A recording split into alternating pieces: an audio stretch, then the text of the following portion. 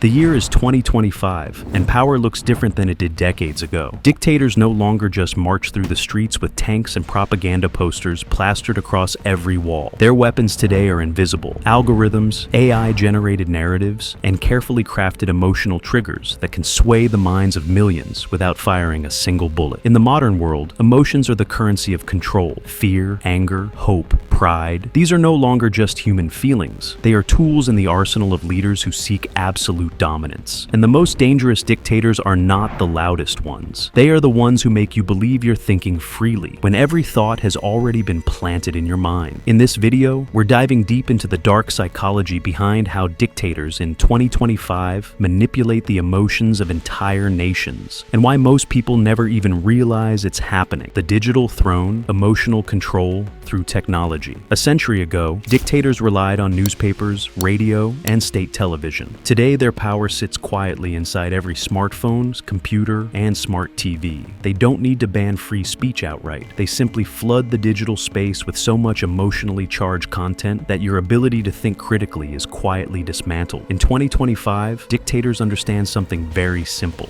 I don't like a dictator. I'm not a dictator.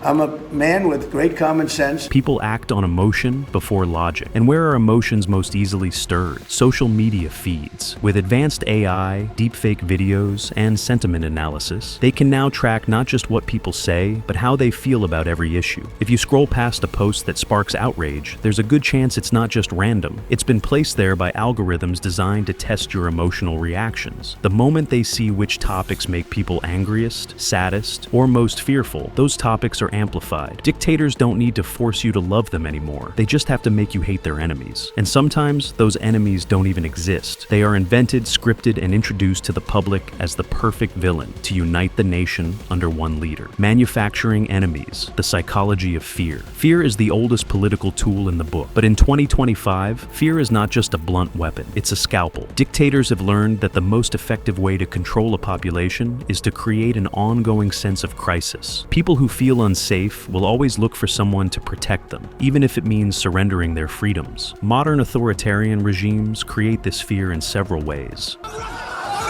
They stage media campaigns showing violent chaos in enemy nations. That is a lot of fake news back there. That's a lot.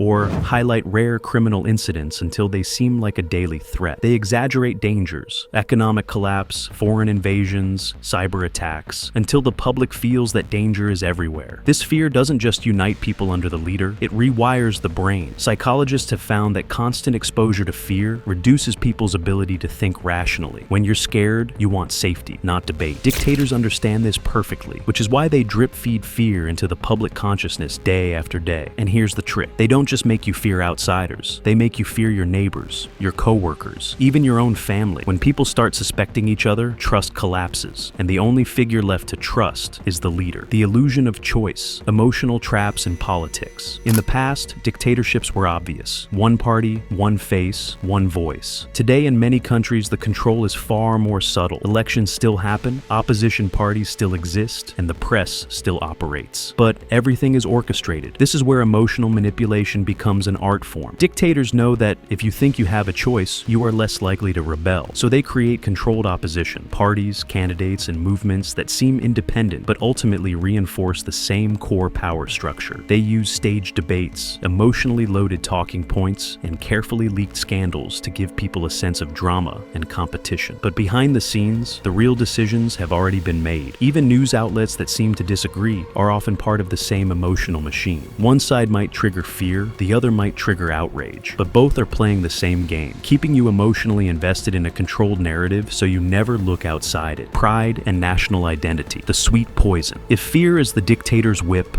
pride is their honey. People love to feel special, chosen, or part of something greater than themselves. In 2025, dictators masterfully weave emotional narratives around national identity, history, and culture. They tell stories of glorious pasts, golden ages, and heroic struggles, carefully edited versions of history that paint the current leader as the natural heir to greatness. Citizens are told they are not just citizens. They are warriors, guardians, the last hope against a corrupt world. This emotional high is addictive. Pride makes people overlook corruption, ignore oppression, and justify violence. After all, if your leader is defending the nation's honor, then surely any action they take must be right. This tactic is especially dangerous in the age of the internet, where memes, music, and viral videos can spread nationalistic pride like wildfire. What looks like harmless patriotism can, in the wrong hands, become a powerful tool for silencing dissent. The new propaganda, subtle, personal, unstoppable propaganda in the 20th century, was a poster on a wall or a speech on the radio. Today, propaganda lives inside your phone, and it knows you better than you know yourself. Dictators in 2025 don't rely solely on state media. They infiltrate influencers, sponsor entertainment, and manipulate online communities. You might think you're watching a random YouTube video, a trending TikTok, or a funny meme, but behind some of them is a team of political strategists shaping the emotional climate. This is where dark psychology becomes especially chilling. Through micro-targeted ads and tailored content, different people receive completely different messages designed to trigger their unique fears, hopes, and biases. You and your neighbor might live in the same city, but be living in entirely different realities. Each reality crafted to make you loyal to the same leader. And the scariest part, most people have no idea they're being influenced at all. They think they're making independent choices, when in truth, their emotions have been guided every step of the way. In 2025, dictators don't always wear uniforms or speak from balconies. They might appear as charismatic reformers, tech-savvy problem solvers, or defenders of culture. But behind the speeches, the AI-generated campaigns, and the perfectly timed crises is the same ancient truth. Control the emotions, and you control the people. The only defense is awareness. Once you understand the mechanics of emotional manipulation, you start to see the strings. And when enough people see the strings, the puppet show loses its power. Until then, the battle for the human mind continues. And the most dangerous weapons are the ones you can't see.